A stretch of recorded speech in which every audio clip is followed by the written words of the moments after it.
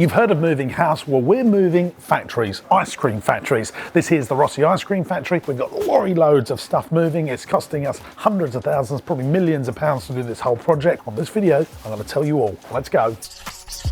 The whole lot's got to go. The factory, the offices, all the ice cream equipment. We've got to connect it all back up. Plus, we bought a load more ice cream equipment from Italy. I'm going to show you all of that. And we've really done the factory up now. From a few videos ago, it was just plasterboards. All the electrics has gone in. Floor's done. All the white rock's up. But in the midst of it all, these pieces of paper on the wall here are all of our leads that we got from the NEC just a few weeks ago. And we're starting to convert them into customers already. One of the big things I'm thinking about is our exhibition really worth it, because that exhibition probably cost us around £10,000 to do that, and I'm thinking, should I have spent £10,000 on Facebook ads or Google ads, where people are actually hot and ready to buy ice cream, wholesale customers right now? Would that have got a better return on investment? Should you be doing both? I don't know. So I'm always checking in with our sales team, was this a good return on investment? I'd love to know, if you're a business owner and you've done exhibitions, do you think they're worth it? Hit it in the comments below. Like with lots of things, we as consumers think, my God, they're making so much margin when you pay £3 for your whippy ice cream from your ice cream van, but they've got that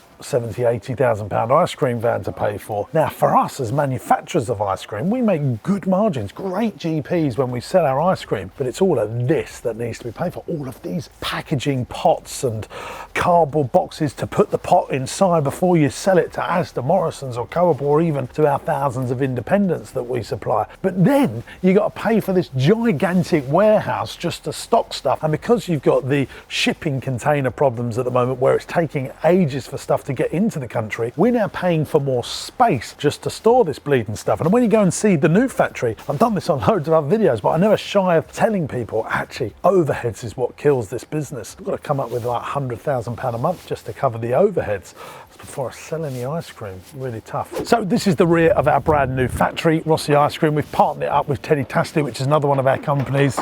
Sorry about all the mess, because we're doing all the building work. Actually, you can see some Teddy Tastic stock going out there. Turning that stock back into cash. Business owners like that sort of stuff. Let's take a look inside and show you what we've been up to. So this is Teddy Tastic stock. This is the Rossi Ice Cream Factory. We've got two businesses running from here, thus sweating the overhead. In fact, everything that I've been doing in my career is trying to sweat overheads. Buying leisure businesses and putting day nurseries on, for example. Same rent, same overhead, sweat the overhead. Over here, I've got literally oxygen above me. So I want to extend that mezzanine out here, extend that mezzanine out here, because I'm already paying the business rates, I'm already paying the mortgage repayments, then I've got loads of chunky space to put more stock without renting out another unit. Well, that's the plan anyway. Right, let's show you the ice cream factory. This around me represents £250,000 worth of fancy new ice cream equipment. I'm not going to go through exactly what it does, but it makes ice cream, and it's all going to go in this room right here. And this fancy new room that's got fancy new walls and fancy new electric, £8,000 worth of parts on the electric. That's before the labour. Not that I'm counting, team. But yeah, it's about 10 times the size of our old factory.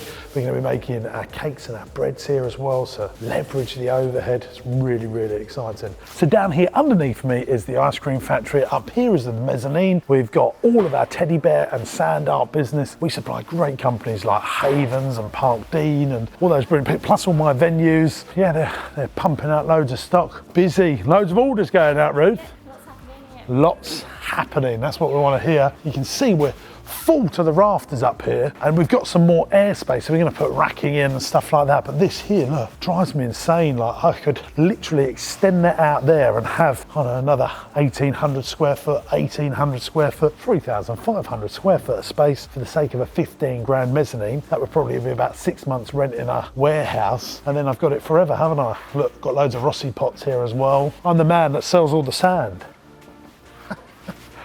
You candy business owners are probably thinking, how much is this costing, James? How much is it costing the business? Well, 1.2 million to buy the warehouse. Then you've got all the leasing fees and moving in, another 30, 40, 50 grand with the stamp duty and stuff. That's £250,000 worth of new fancy equipment. That's 1.5 million. There's always, between what we got in transit stock and stock in the warehouse, £1 million worth of stock, sort of revolving, held in stock, cash held in stock all the time. What's that? Nearly £2.5 million, and then 150 grand to fit it all out, do all the label, all these people moving stuff, 2.650 million. That's why a whippy ice cream costs £3, ladies and gents. Might cost pence to make, but the overheads are what cause things to cost so much money. Oh, I forgot we bought a bakery business. You're going to find out how much that costs to bring into it to turn this business around. But what I want to do is turn this into a 10 million revenue business, and that's why I'm investing all this cash, because I believe I can do that. So from the Rossi warehouse, we're now at Redline's Business Park, which is a business park that we own that's just near Marsh Farm. Tracy, my amazing PA, looks after all of our tenants on here. What's great about this business park, when we bought it, we got outline planning permission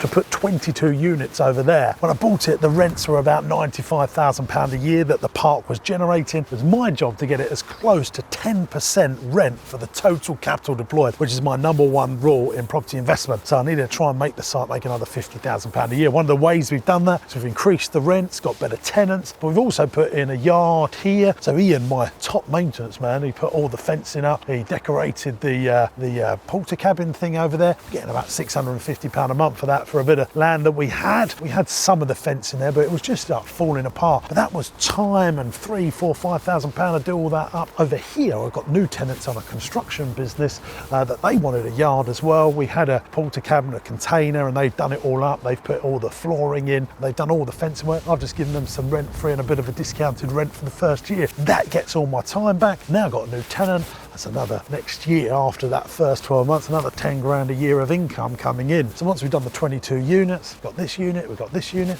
we're fully let, baby. And why do I do this stuff? I think it's really important to understand why I do this stuff, because I'm an entrepreneur and I realise if something should happen to me, could my family come in and run Rossi Ice Cream, Marsh Farm, Twizzletops Day Nurseries, teddy bears and all that stuff? Very difficult unless you know what you're doing and you can handle the stress of multiple plates being spun. Well, here's property investment. I believe that if anything happens to me, my family can look after a portfolio of properties much easier than a portfolio of multiple businesses. So that's why I do it. Right, let's get to it.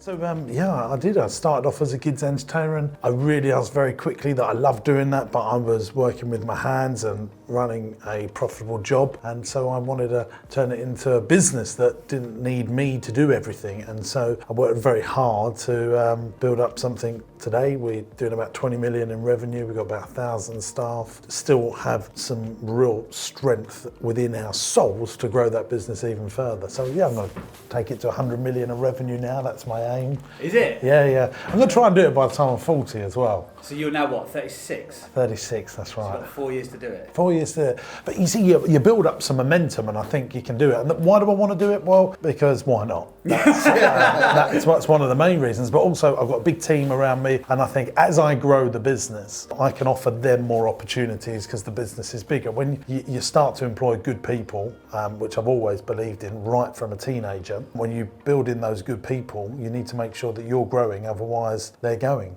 What made you think, I want to be a business owner, rather than, because you clearly had such a passion for what you did, but obviously as you grow a business you step further away from what you do. But it wasn't a proper business. I knew that if I got ill, and this is a lot of self-employed solopreneur people, you know, if you're an electrician, you break your arm, that could be the end of your income. And so I was really hot on building something that didn't need me. So I wanted to build a profitable enterprise that worked without me in it. So that started coming into my mindset. Why? Well, Mum had MS and died and didn't have anything. You were quite young then. Yeah, I was 16, 17. So I had that sort of, well, you can get ill. And so she was 43 when she died. So, you know, these tragic events happen, and they happen all the time. And I wanted to prepare myself. So I built an agency. That was the next step, really. I built an entertainment agency, and I trained up loads of entertainers, filled their diaries, and I got a little cut of what they was doing. I wanted to, create learnings and entrepreneurial learnings for business owners that was affordable but very good, like real practical good stuff, not the stuff that's get rich quick, which a lot of in this sort of learning business space is all like that. As soon as Clubhouse comes out, there's some person, I've got a course for Clubhouse that can make you millions. Did you do that? I don't know. But that's what happens. And then I pulled it after 2 weeks, and I was like, this is not me. I was new to that sort of industry as well. Yeah, I just don't don't like. Bought into everyone. But when people come and see me, is it's good, practical stuff that I know that works, tried, tested and proven, and sometimes that just ain't for everyone because they don't want to actually build long, valuable, good foundational based stuff. They just want to build a house with no foundation. So I tell people exactly how to do it, and within 10 years build something really seriously valuable that someone wants to buy. How to buy companies with no money. I've done that 15 times, and then use your cash to improve the businesses, and how to raise cash, how to employ the best people, all of that stuff, how to get customers, because you do need some money, but I've had to be very frugal in growing my businesses because I haven't been venture capitalist backed or some rich parent. So I've had to work out how to grow everything with my cash flow and generating customers. And so I thought, I'm going to run a 2-day event in London. I didn't want to charge people $2,500. I just wanted to charge people a few £100. So I've rented out the ILIC for whatever thousands of pounds it is, and we're hoping to get 500 business owners there. And the strength of my YouTube channel, I'll tell people the numbers right now, it's not till September, we've already sold 25 grand's worth of tickets without any ad spend, without really forcing it down people. We're just saying, look, hey, we're running a 2-day event in London called the Business Masterclass, and I'm going to show you how to do all these things. Want to come along? People have bought tickets, and it's really good. We want to sell it out and spend 2 days in London with never having to worry about some bloke pitching, come onto my super course where I really show you the secrets. I just want 2 days. Show the secrets within 2 days. Yeah, for a few £100. It's 150 quid a day, and I'll show you it all. Yeah. With my clothes on. So from Red Lions to McCarthy's Bakery, this is the bakery business that we've just bought. What a size, right? We're making brilliant. Yeah, look, I'll show you. Making artisan breads, patisserie, savouries, cakes, focaccias, sourdough and rye. Yes, indeed. And we've got 15 vans going around the southeast delivering all of our fantastic doughy carbohydrates that make you fat, but they taste great. And the idea is that we're going to eventually rebrand this into Rossi Patisserie. And I'm going to show you exactly why I bought this, how I did it, how I structured the deal in the next YouTube video. So make sure you stay tuned, make sure you like and subscribe and do all that wonderful stuff. And I'll see you real soon. Clubhouse, so he gets the sack a lot. So he got the sack from radio and various places. I didn't sack him. That's what we wanted to find out. I did not sack him. No, coronavirus come along and he winked out. And I think if he'd have stayed, we could have built something quite magical. But no, the timing wasn't right. And basically, we had plans to do seminars and events and stuff, and literally Boris said no. So